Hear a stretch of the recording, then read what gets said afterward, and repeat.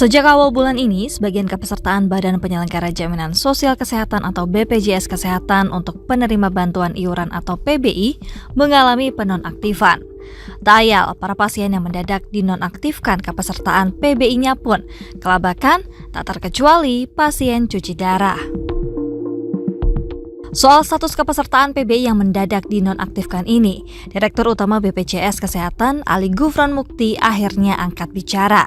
Dirinya menjelaskan yang berhak menentukan seseorang masih layak sebagai penerima bantuan iuran atau tidak adalah Kementerian Sosial. Ia menegaskan bahwa BPJS Kesehatan tidak berwenang menetapkan orang menjadi peserta atau bukan peserta PBI Jaminan Kesehatan. Ia hanya menjelaskan penonaktifan kepesertaan dilakukan seiring dengan pembaruan data status ekonomi masyarakat yang dilakukan Kementerian Sosial.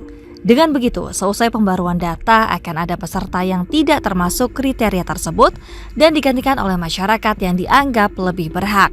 Adapun jumlah peserta PBI yang tidak lagi dianggap memenuhi syarat mencapai 11 juta orang. Namun, kata Gufron, total PBI Jaminan Kesehatan tidak berubah dari angka 96,8 juta meski ada 11 juta peserta yang telah dinonaktifkan, sebab keanggotaan mereka akan diganti dengan peserta lain. Kepala Humas BPJS Kesehatan Rizky Anugrah menambahkan, pembaruan data oleh Kementerian Sosial dilakukan berkala agar penerima PBI Jaminan Kesehatan tepat sasaran. Ia pun memastikan peserta Program Jaminan Kesehatan Nasional atau JKN yang telah dinonaktifkan dapat membuat status kepesertaannya kembali aktif. Setidaknya ada 3 kriteria yang harus dipenuhi agar status kepesertaan PBI tersebut kembali aktif. Pertama, peserta telah nonaktif sejak Januari 2026. Lalu, peserta termasuk kelompok masyarakat miskin dan rentan miskin. Ketiga, peserta mengidap penyakit kronis atau dalam kondisi darurat medis yang mengancam keselamatan jiwa. Namun mereka juga harus melapor ke Dinas Sosial dengan membawa surat keterangan membutuhkan layanan kesehatan untuk diusulkan reaktivasi. Rizky menjelaskan jika peserta lolos verifikasi, BPJS Kesehatan akan mengaktifkan kembali status JKN peserta tersebut sehingga peserta yang bersangkutan dapat kembali mengakses layanan kesehatan. BPJS Kesehatan pun mengimbau masyarakat agar rutin mengecek kepesertaan mereka untuk menghindari status nonaktif. Reaktivasi segera ini untuk menghindari kendala saat mereka membutuhkan layanan medis mendadak. Adapun dasar hukum penyelenggaraan PBI Jaminan Kesehatan diatur dalam Undang-Undang Nomor 40 Tahun 2004 tentang Sistem Jaminan Sosial Nasional. Pasal 14 ayat 2 menyebutkan penerima bantuan iuran adalah fakir miskin dan orang tidak mampu. Perubahan data PBI Jaminan Kesehatan dilakukan melalui Surat Keputusan Menteri Sosial Nomor 3/HUK/2026 yang berlaku per 1 Februari 2026. Pemerintah juga tengah melakukan perubahan besar dalam pendataan penerima bantuan sosial melalui penerapan Data Tunggal Sosial Ekonomi Nasional atau DTSEN. Data yang ada di dalam DTSEN akan menjadi acuan tunggal untuk semua program bantuan pemerintah. Sementara itu, Ketua Umum Komunitas Pasien Cuci Darah Indonesia atau KPCDI, Tony Richard Samosir mengkritik penonaktifan yang mendadak tanpa pemberitahuan.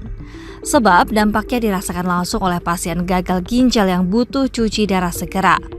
Ia berujar, bagi pasien cuci darah ini bukan sekedar urusan administrasi, melainkan soal hidup dan mati.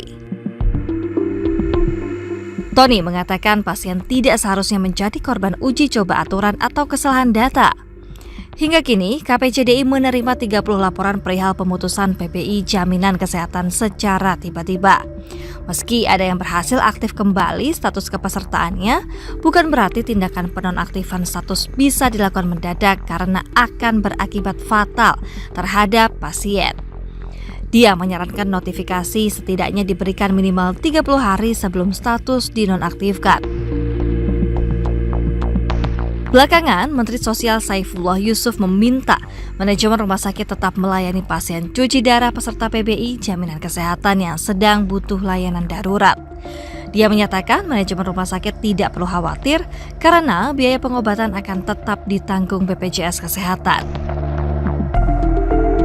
Saifullah memastikan telah ada kesepakatan bersama dengan Menteri Kesehatan Budi Gunadi Sadikin dan Ali Gufron Mukti.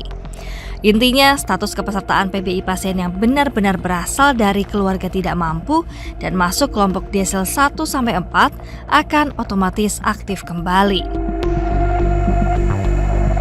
Ketua Forum Konsumen Berdaya Indonesia atau FKBI Tulus Abadi menilai Kementerian Sosial tidak cermat menyaring data kepesertaan BPJS Kesehatan kategori PBI.